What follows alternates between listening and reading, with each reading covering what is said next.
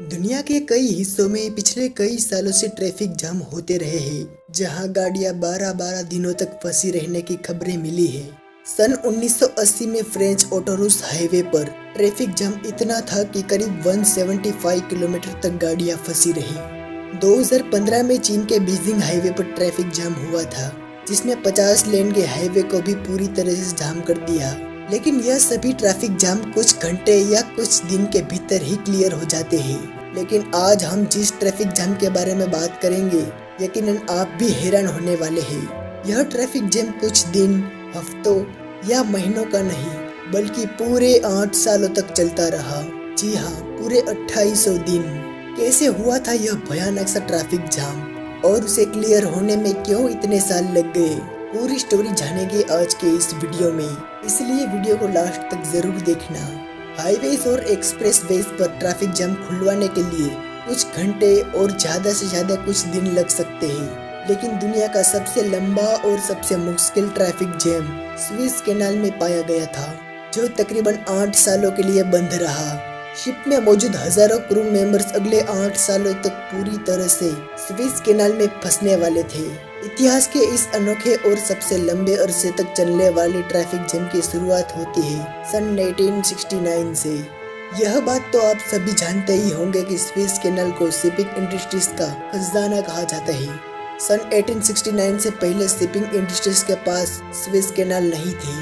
तब cargo ships को African continent से घूमकर यूरोप जाना पड़ता था, जो कि इसमें शिप को महीनों लग जाते थे। और करीब 10,000 किलोमीटर का डिस्टेंस तय करने के बाद शिप रेड सी में पहुंच जाती थी। इन सबसे शिपिंग चार्जेस बहुत बढ़ जाते थे। लेकिन सन 1869 में स्विस कैनाल का निर्माण हुआ और शिपिंग इंडस्ट्रीज का यह महीनों का सफर दिनों में बदल गया।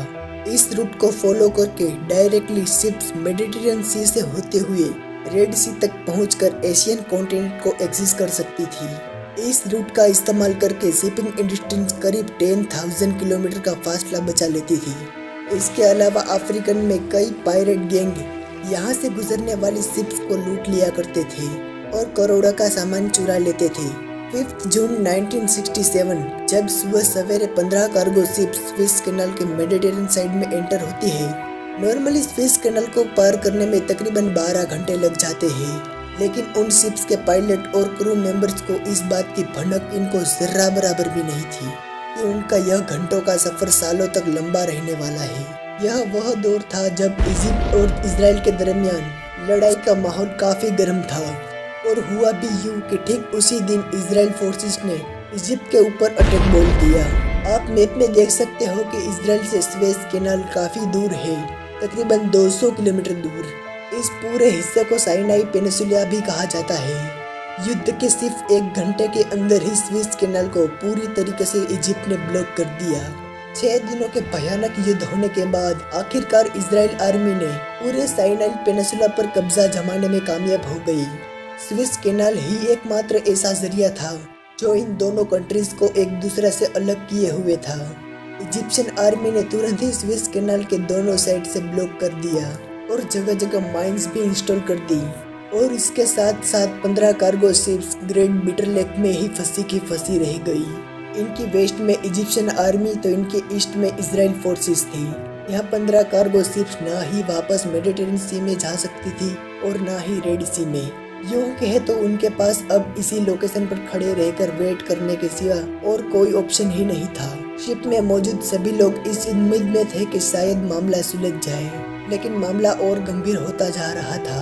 दिन गुजरते गए, हफ्ते और फिर महीने, लेकिन इजिप्ट और इजराइल के दरमियान दुश्मनी खत्म ही नहीं हो रही थी और इन सब का नुकसान पूरी दुनिया को हो रहा था।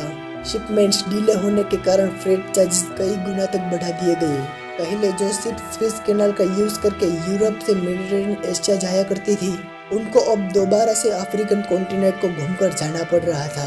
कई महीनों के बाद जब उन 15 शिप्स के कैप्टन को क्लियर हो गया कि आखिर यह मामला इतनी जल्दी खत्म होने नहीं वाला, तो शिपिंग कंपनी से ज्यादातर क्रू को वापस बुलवा लिया गया और एक शिप पर सिर्फ 10 लोगों का मेंटेनेंस के लिए छोड़ दिया गया।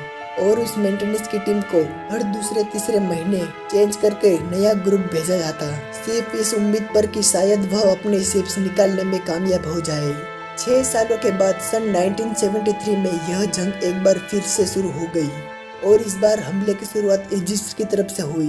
इजिप्शियन आर्मी ने अपनी पूरी ताकत के साथ साइनाई पेनिनसुला में घुसकर इजरायली फोर्सेस को काफी अंदर धकेल दिया, लेकिन बदकिस्मती के साथ एक इजरायली रॉकेट ना चाहते हुए भी फंसी हुई अमेरिकन शिप्स पर आ गिरा।